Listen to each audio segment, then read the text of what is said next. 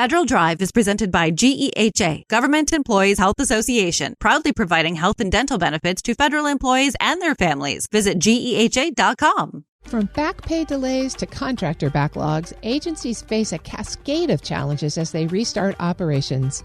Bill Hoagland, Senior Vice President at the Bipartisan Policy Center, has seen shutdowns and recoveries before. He's here to explain what it takes to restore continuity and prepare for the next funding deadline. Bill, thank you so much for joining me. It's happy to join you, Terry. You've seen many shutdowns in your long career. Here we are a couple of days into restart. Let's start with some of the impacts on people as agencies get up and running. Some people got maybe their first back pay checks over the weekend. Others will be seeing them promised early this week, but they're not going to be complete.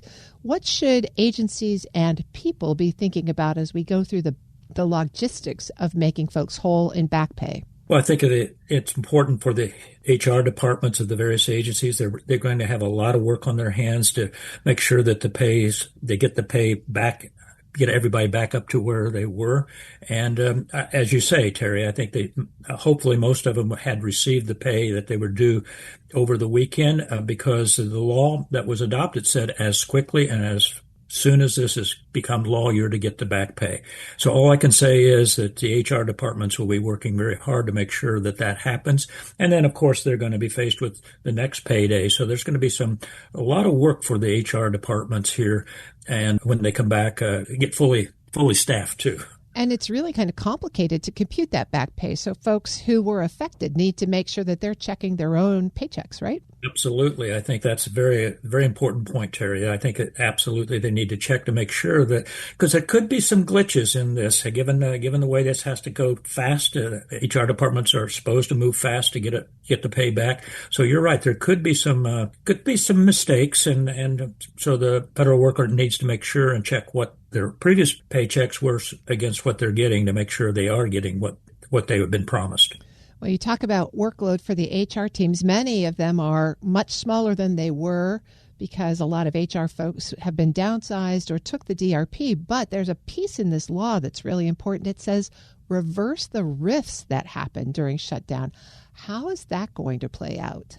Well, since we've never had this happen before in a shutdown, this is going to be new. And therefore, again, we're going to have some new complications here for the HR departments to figure this out. My hope is that it's a simple flipping of the switch, so to speak. I hope that the HR department, they know who they riffed. They simply have to turn that off and of course, notify the people that they are still fully employed.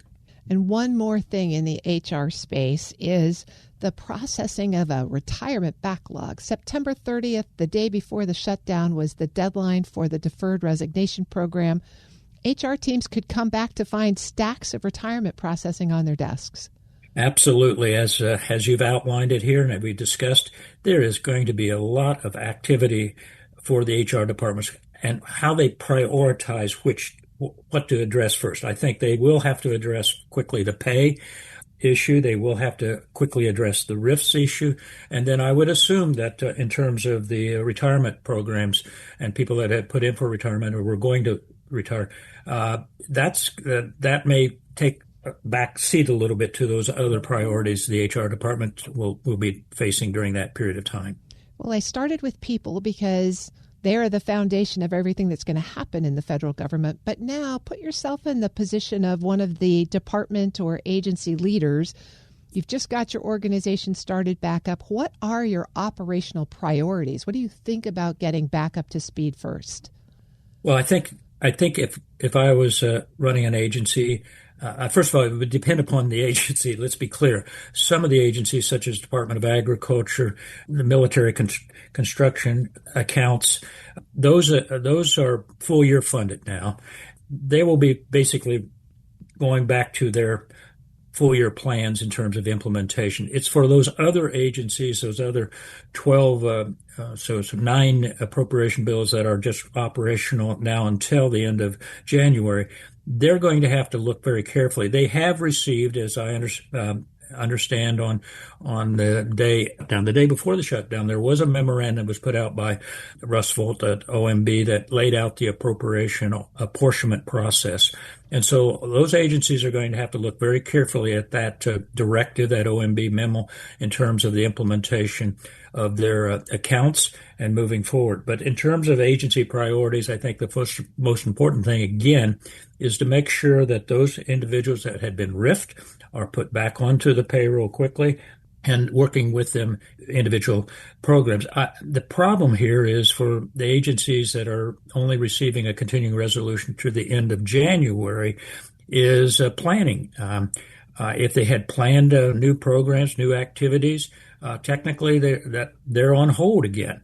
And so they'll have to go back to as the term implies, just a continuation of their activities that were in place at the end of the last fiscal year.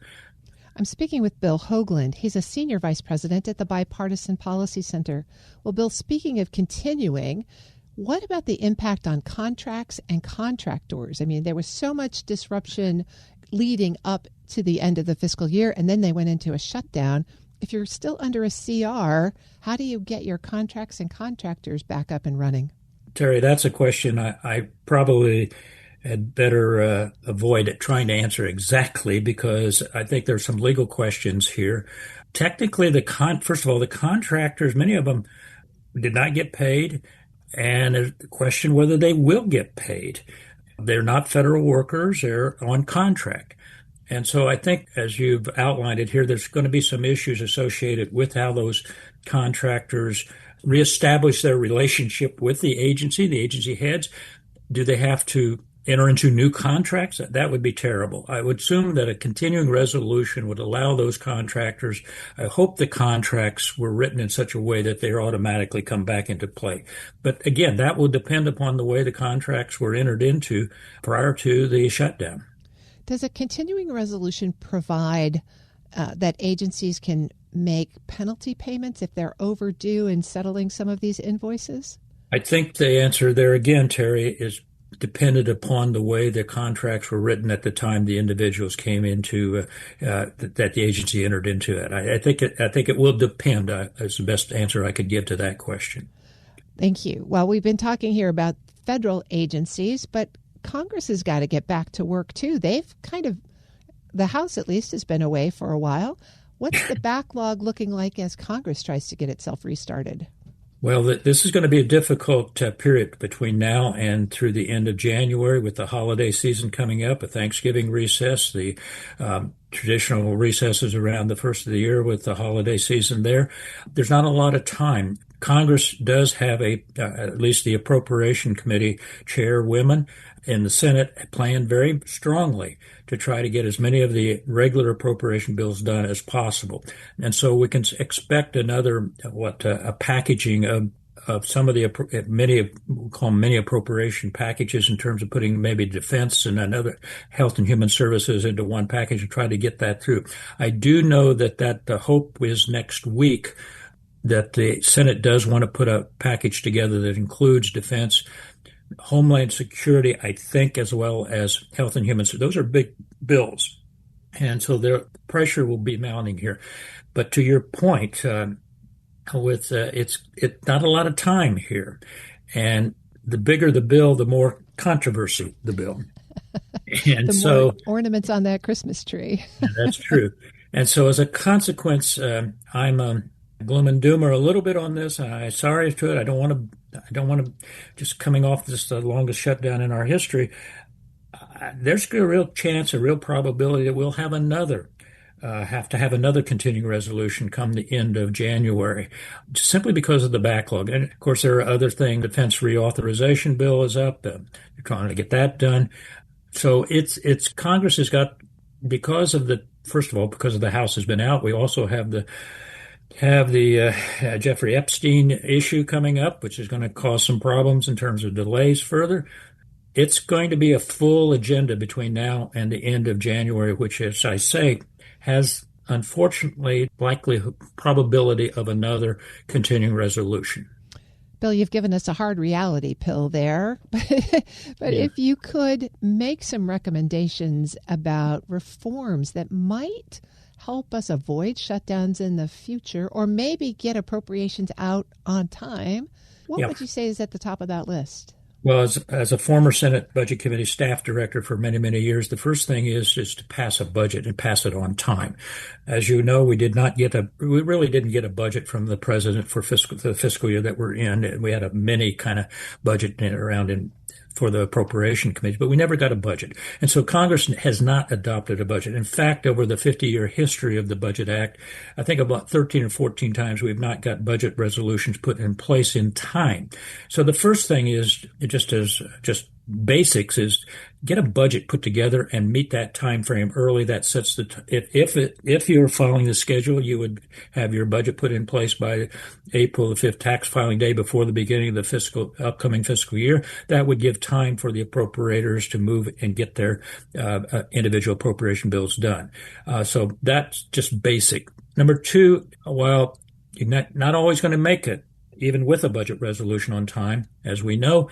And therefore, I would also argue that maybe an automatic continuing resolution, something that I've argued for many, many years. Nobody wins in shutdowns. I'm sorry. It's not Republic. It's not Democrat. Not the American public lose. And so my argument would be, have an automatic CR. Don't go through the shutdown aspect, but just automatically continuation of appropriations. And if you want to put pressure on, maybe you knock after so many days on that continuing resolution, automatic knock down the appropriations by a percentage point or two to keep the pressure on them to get it done. And then finally, longer term, I'm a strong believer in biennial budgeting as opposed to annual budgeting, which would be another approach. Would you end up after 2 years also end up with a continuing? Maybe, but at least work it out. You'd have more time to work out your budget and your appropriations over a 2-year period. I've been speaking with Bill Hoagland. He's Senior Vice President at the Bipartisan Policy Center. Bill, thanks so much for your time today. Thank you, Terry. I appreciate it. We'll post this interview at federalnewsnetwork.com/Federal Drive. Subscribe to the Federal Drive wherever you get your podcasts.